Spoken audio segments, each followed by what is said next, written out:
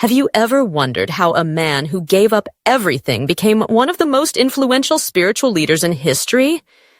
What if I told you that the key to true happiness was discovered over 20,500 years ago by a prince who walked away from luxury and chose truth instead? And here's the twist. While you learn his story, you'll also improve your English in a meaningful, powerful way. Welcome, dear listener. I hope you're doing well and feeling calm today. You're about to embark on a journey into one of the most profound stories the world has ever known.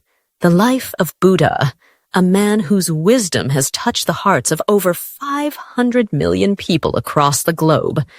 From the serene temples of Japan to the peaceful corners of Nepal, from ancient India to modern-day Thailand, his teachings continue to shine like a guiding light. But this story isn't just about history, it's about you.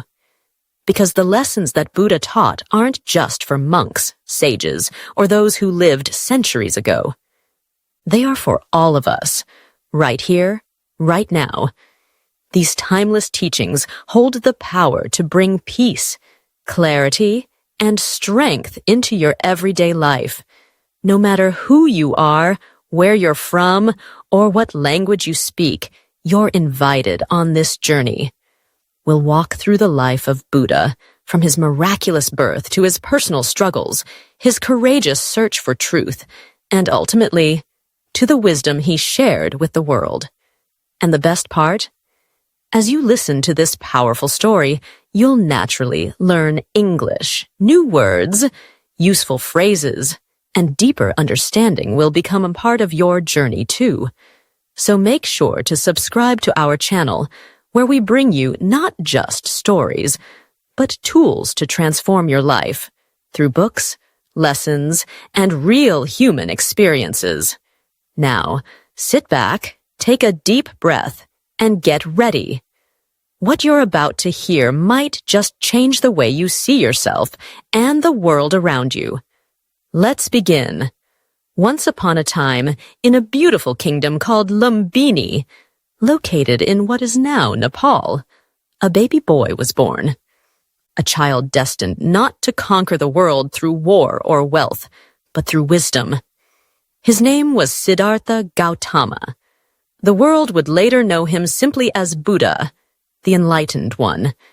Siddhartha was born to King Suddhodana and Queen Maya, rulers of the noble Shakya clan.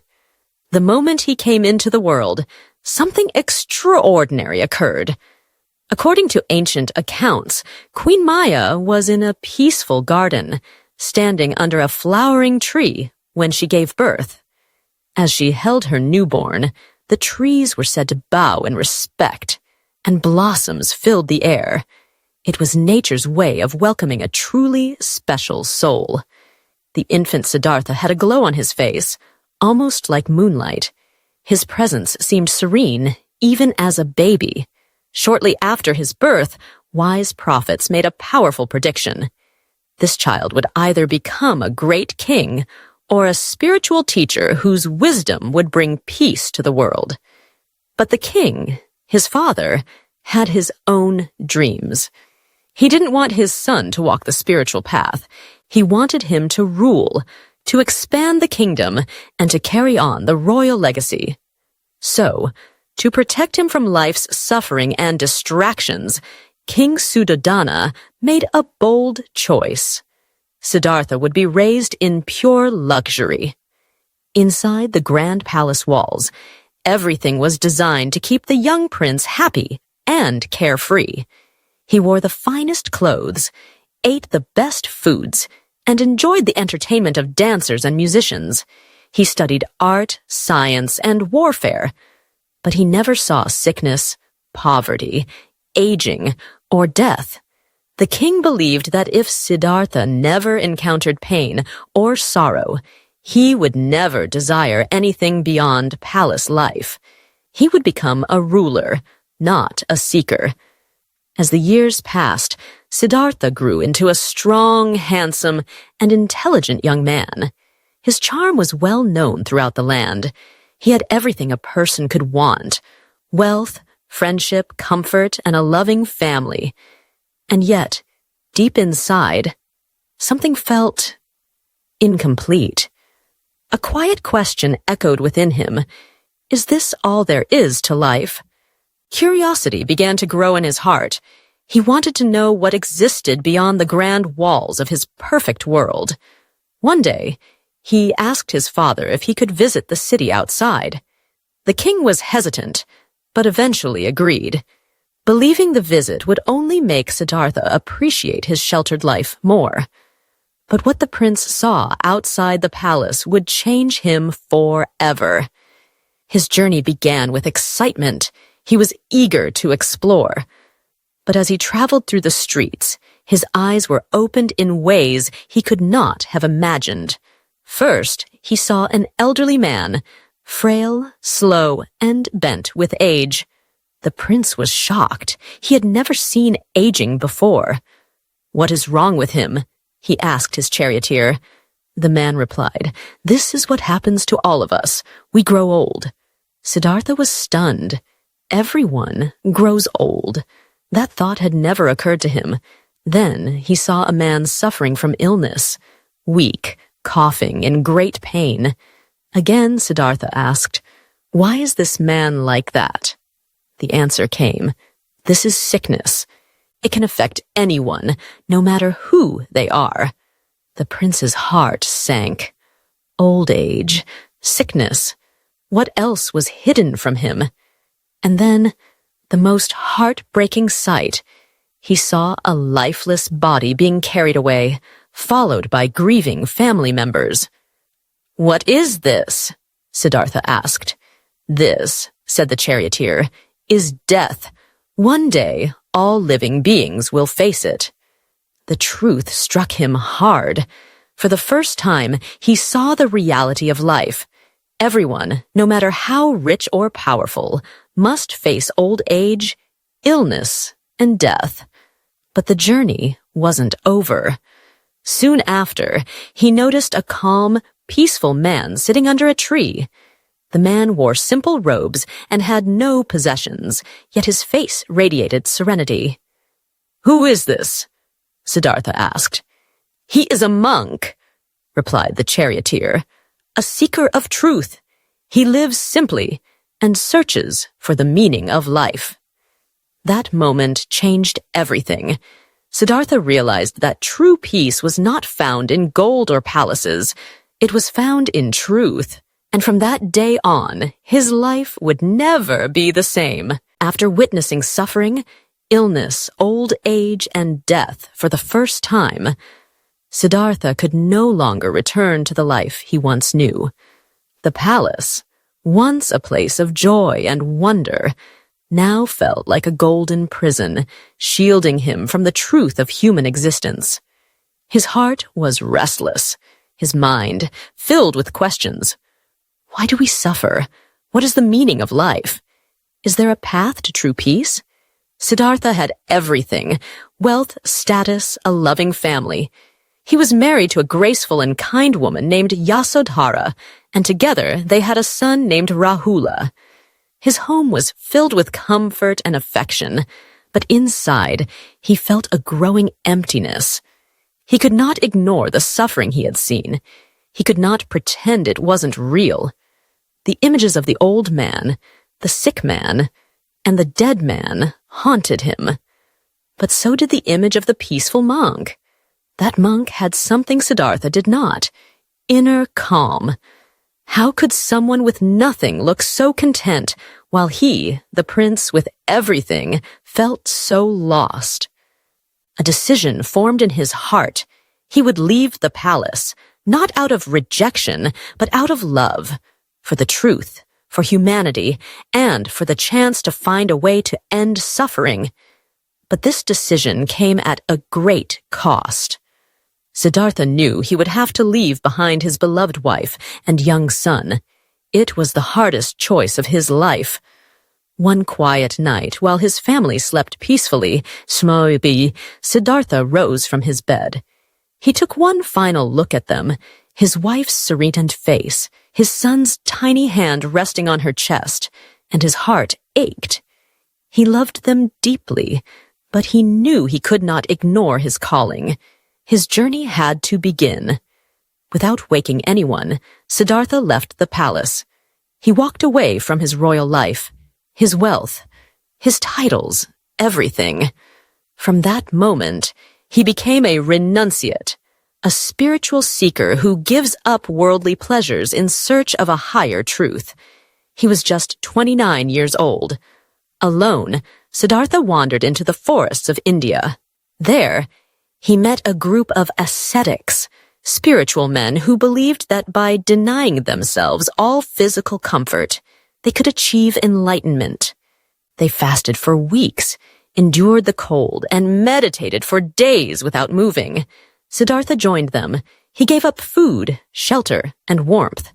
He pushed his body to its limits, eating only a grain of rice a day, sleeping on the ground, enduring extreme hardship. For 6 years, he lived this way, believing that pain and self-denial would lead to spiritual awakening. But over time, he realized something profound. He had become so weak he could barely stand. His bones showed through his skin, yet his mind was no closer to peace. The suffering he imposed on himself was not freeing him. It was only causing more pain. And still, the answers he sought remained distant. Then one day, Siddhartha collapsed by the bank of a river. Exhausted and starving, he lay there, broken, both physically and emotionally.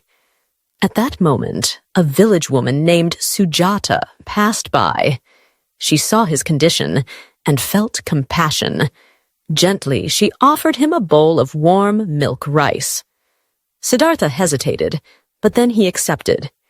As he ate, strength returned to his body. A thought came to him, clear and powerful. Neither extreme luxury nor extreme suffering is the path. The truth lies somewhere in between. This was the beginning of what he would later call the middle way, a balanced life, free from both indulgence and self-torture. True peace, he realized, could only be found when the body and mind worked together in harmony. Reinvigorated, Siddhartha left the forest and made his way to a quiet place called Bodh Gaya. There, under the shade of a large fig tree, what we now call the Bodhi tree, he made a vow. I will not rise until I discover the truth. He sat down, crossed his legs, and began to meditate. Days passed. As he focused his mind, he encountered great inner challenges. According to legend, the demon Mara, representing temptation and fear, appeared. Mara sent storms, illusions, and beautiful women to distract Siddhartha. But Siddhartha remained unmoved. He had already walked away from everything. Fear could no longer control him. Through deep concentration, reflection, and presence, Siddhartha peeled away the illusions of the mind. He saw the cycle of suffering. He understood the nature of life and death. And after meditating for 7 days and nights, he experienced a moment of profound awakening. He had discovered the truth. In that moment, Siddhartha Gautama became the Buddha, the awakened one. He had found the path to liberation from suffering, not through denial, not through indulgence, but through balance, understanding, and compassion. After his great awakening under the Bodhi tree, Buddha opened his eyes, not just to the world around him, but to the truth within himself. He had found what he had been seeking for so long: peace, clarity, liberation, but instead of keeping this wisdom to himself, he made a powerful choice: to share it. The world was full of suffering, and Buddha now knew the path to rise above it. So he rose from his meditation and began a new journey, not as a seeker, but as a teacher. His first destination was a place called Sarnath, near the city of Varanasi. There, he found 5 men, ascetics who had once practiced extreme self-denial with him in the forest. These men had previously abandoned him when he chose to eat again and stop punishing his body. To them, it had seemed like a betrayal of the spiritual path. But now, As they saw him again, something was different. Siddhartha wasn't the same man they had known. He stood before them with calm strength, his face glowing with peace and confidence. At first, they doubted him. How could someone who had abandoned their strict ways now claim to have found enlightenment? But then Buddha spoke. His voice was clear, yet gentle. His words were simple, yet deeply profound. He explained what he had discovered, the Four Noble Truths and the Eightfold Path, principles that would become the foundation of Buddhism. As he spoke, something stirred in the hearts of the five men. They listened. They reflected. And one by one, they began to understand. These men became his first followers, his first disciples. Together, they formed the beginning of a new spiritual community, known as the Sangha. They were not bound by wealth, power, or status. They were united by one shared purpose, to seek the truth and to live with wisdom and compassion. But what were these teachings that had such power to transform lives? Let's take a closer look. The Four Noble Truths. Suffering exists, dukkha. Life includes suffering, both physical and emotional. Aging, illness, loss, fear, these are all a part of being human. No one escapes them. They are not punishments, just facts of life. The cause of suffering is attachment and desire. We suffer because we crave pleasure, comfort, success, relationships, permanence. We cling to things, even though they are always changing. And when we lose them, we feel pain. Suffering can end. The good news, suffering is not permanent. If we learn to let go of attachment and accept the impermanence of all things, we can experience inner peace and freedom. The path to end suffering is the Eightfold Path. There is a way to live that leads to the end of suffering, a path of wisdom, morality, and mental discipline, not extreme, not easy, but transformative. The Eightfold Path, right view, understand life clearly and truthfully, right intention. Make choices based on kindness, not selfishness. Right speech. Speak with honesty and care. Avoid lies and hurtful words. Right action. Behave ethically. Do no harm. Right livelihood. Earn a living in a way that respects life and dignity. Right effort. Commit to personal growth. Let go of harmful habits. Right mindfulness. Stay fully present in every moment. Right concentration. Develop focus through meditation and reflection. This path, Buddha explained, is a middle way, a life of balance. It's not about denying all pleasure. It's not about chasing endless desires. It's about living with awareness, compassion, and self-discipline. A new kind of teacher. What made Buddha so special wasn't just what he taught. It was how he lived. He didn't sit on a throne or speak in riddles. He walked with the people. He listened. He smiled. He explained his teachings with patience, using stories and real-life examples, and he welcomed everyone, rich or poor, male or female, kings or beggars. He judged no one by their past or their status. In his eyes, all people had the same potential, the ability to awaken. His wife, Yasodhara, and his son Rahula also eventually joined him. Yasodhara, once his partner in royal life, became a symbol of wisdom and quiet strength. Rahula, his son, grew up to become a monk, walking in his father's footsteps, not out of obligation, but out of deep understanding. As years passed, Buddha's message spread like ripples in a still pond. His disciples carried his teachings across villages and kingdoms. People came from all walks of life to hear him speak. Some came with doubts, some came with pain, all left with new insight. A message beyond time and borders. Buddha never claimed to be a god. He didn't promise eternal rewards or punishments. What he offered was something far more empowering, the ability to transform suffering through our own awareness, our own actions. His message was universal. It wasn't bound by any single culture or era. It was timeless, practical, human, and that's why, more than 2,500 years later, his words still resonate. Whether you are from Tokyo or Toronto, Delhi or Dublin, his teachings speak to the core of what it means to be alive. As the years passed, the Buddha's presence became a source of peace and strength across many lands. Villagers, kings, scholars, and monks all came to learn from him. Yet even as his teachings reached more people, the Buddha remained humble, walking barefoot, carrying only a simple bowl, and resting under the trees. He had lived a long life, not of comfort, but of purpose. Now, in his 80s, his body began to show signs of aging. His steps slowed. Pain crept into his limbs, but his mind remained as clear as a calm river. He accepted aging with the same grace that he had embraced suffering, loss, and change. He knew the end of his journey was near. In his final year, the Buddha traveled to a peaceful town called Kushinagar in present-day India.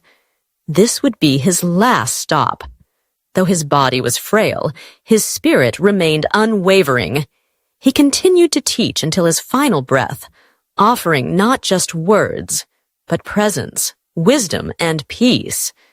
As he and his disciples approached Kushinagar, they stopped at a village along the way.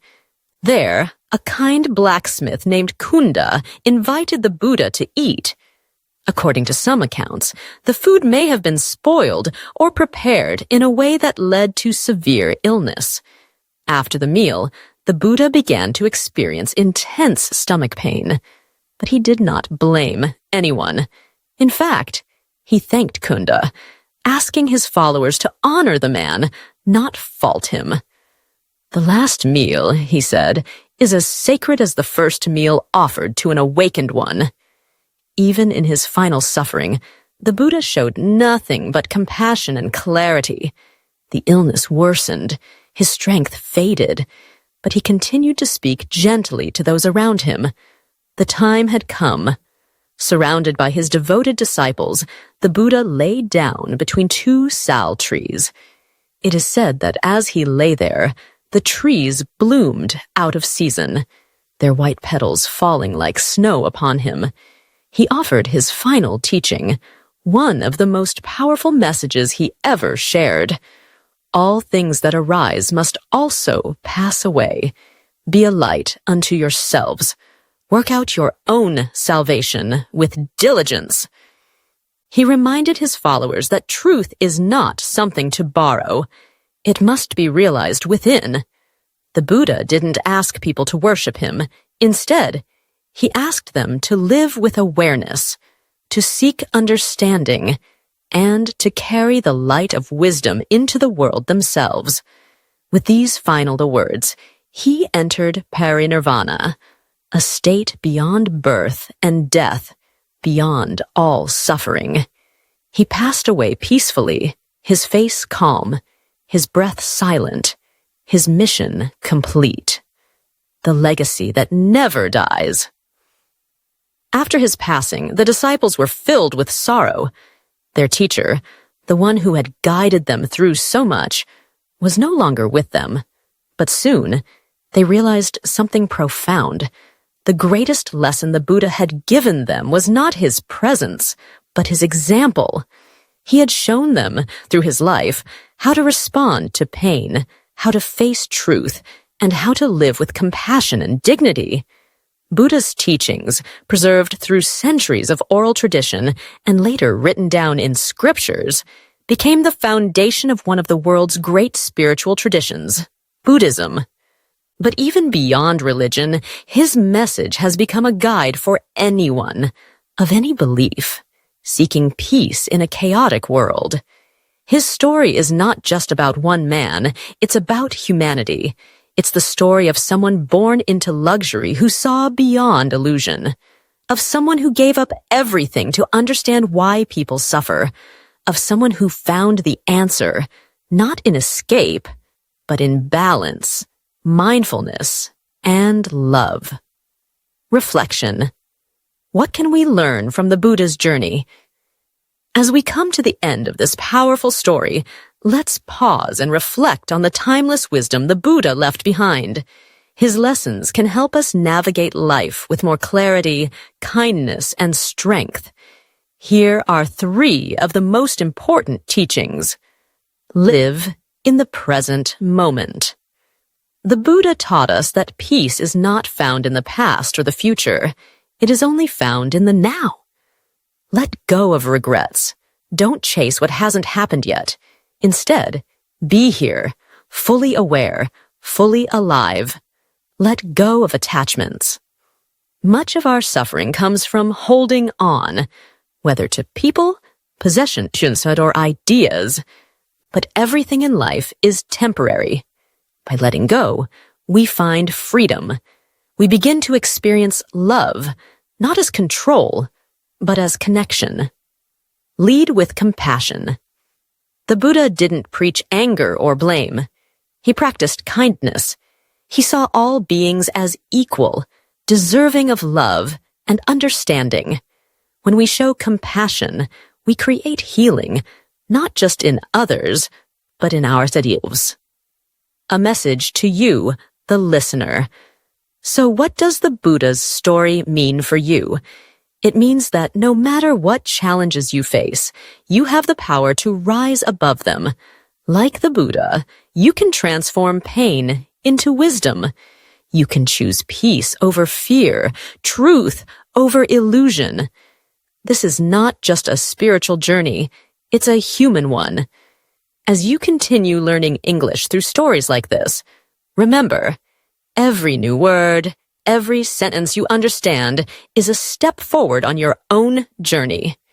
You're not just learning a language, you're expanding your mind, your voice, your power. So keep going, stay curious, practice mindfulness, and above all, live with heart. Thank you so much for joining me today on this incredible journey through the life of the Buddha. I hope his story inspired you, not just to improve your English, but also to reflect on your own path, your own strength, and your own peace. If this story touched your heart or helped you learn something new, don't forget to like, comment, and subscribe to our channel. Your support helps us continue creating meaningful content for learners like you around the world. And remember, the journey doesn't end here. Every day is a chance to learn. Every story is a lesson. Every word you learn brings you one step closer to confidence. So keep practicing, keep growing, and keep believing in yourself. See you in the next video, where we'll explore more stories, more wisdom, and more ways to become fluent in English and in life. Until then, stay peaceful, stay curious, and stay compassionate. Bye for now.